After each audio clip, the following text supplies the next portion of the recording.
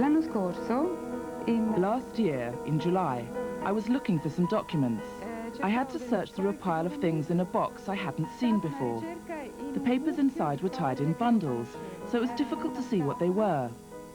So I was looking for these documents, and instead I came across this short story. The paper was old paper. On it was written, "Alla Signora Shelley," to Mrs. Shelley. So this immediately started bells ringing inside my head, and I thought there must be something of interest in all of this. Christina was so excited by her discovery that she immediately contacted the Keats Shelley Museum in Rome. I found a message from Christina on the answering machine to say that she was telephoning from the Archivio Cini and that she thought she had found an unpublished story by Mary Shelley. I knew that the Shelleys had spent a lot of time in Italy, so it wasn't completely out of the question that it was a genuine discovery. I was on holiday abroad and I came back, and on my fax machine there was a huge roll of faxes that had arrived while I was away, and among them was a fax from a completely unknown woman in Italy, Cristina Dazzi. Gentile Signora Tomalin, I am very moved because I think to have found a novel autograph unpublished. And at the top of the first page, for Laurette, from her friend Mrs. Shelley. Lauretta was my great-great-grandmother's sister, and when she was given this story as a gift in 1820, she was just 11 years old. In fact, mention of this manuscript had been made in Shelley's papers, so this wasn't so much an unknown story, but a lost one. There was a letter written by William Godwin, Mary Shelley's father, about the story, and also that in Mary Shelley's journal for August 1820, she records writing a short story for a little girl called Lauretta. Maurice, or the Fisher's Cot, was the only children's story Mary Shelley wrote.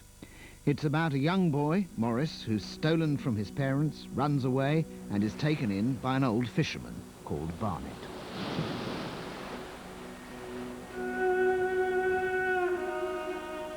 Old Barnet looked up in the boy's face. You know how pretty a lad he is. He was then sickly looking, and that made him a fitter object for compassion. He has the sweetest voice in the world, and all that he said seemed to go to the old man's heart. He thought, I have no child upon earth.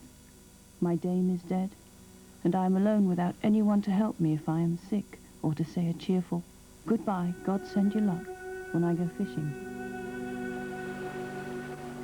Surely this voice seems sent by heaven to me, and it seems to me that I love him already, as if he were my own son. Well, I decided that I must get out there and have a look at this alleged manuscript. And my husband said, remember the Hitler diaries? So I went with this dread warning in my ears. Genuine manuscripts are few and far between.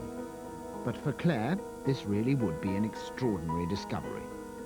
She couldn't just rely on references to a lost story, however, and had to find other ways to prove its authenticity. Catherine Paling and I had both been very busy looking at the handwriting. If you look at this handwriting, this is a letter written by Mary Shelley after the death of Shelley. It's a letter held in the British Library currently, and you can see how beautifully clear and legible her handwriting is, what very distinctively shaped letters she uses. Claire and I met in San Marcello Pistoiese to have a look at the short story. I invited them to sit down here, in this room. There was this marvellous moment. Here is the table, and they brought out the manuscript.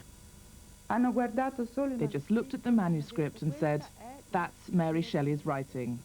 They were wide-eyed and smiling from ear to ear with pleasure, and they were in a total state of shock. I was extremely excited, of course. It was an extraordinary moment. Here I was with this small and precious object in front of me, and I was very moved. What made you feel at that point that this was the real McCoy? It was the quality of the object, its size, the paper.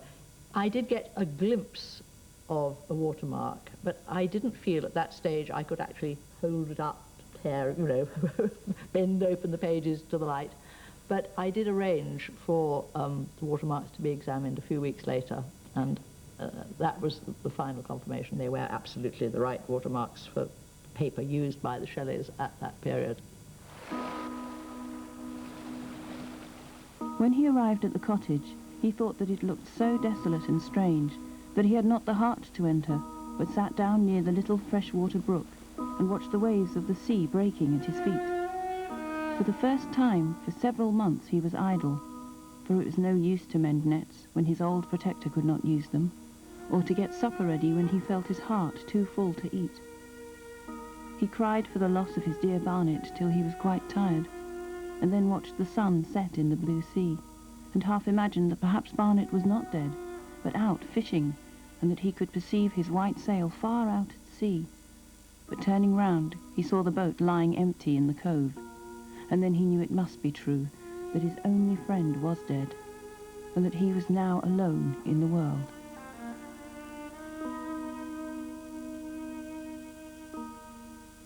The story has a happy ending, but I was really struck by its melancholy, and that seemed to me also to speak of Mary Shelley's condition in 1820. Having lost her mother as a baby, 2 of her children had died in Italy, and in fact the family was surrounded by children who were lost in one way or another. In a sense, she presents Maurice, the child, as an invulnerable child. Perhaps this is Mary's attempt to defy fate. She'd seen her own children die, she'd seen her friends' children lost, and she is imagining a child who will survive, who will be invulnerable, and I think that is quite a moving thought. The fact that it's been published is extremely important to me. Something new's been born, and that means that I've helped to bring something new into the world. And that really is a very special feeling. I think it shows that she has another voice. I mean, we know the voice of Frankenstein, the great thunderous, magnificent voice of her imagination. But this is her plainest and simplest voice, and I think it's a pure and beautiful voice.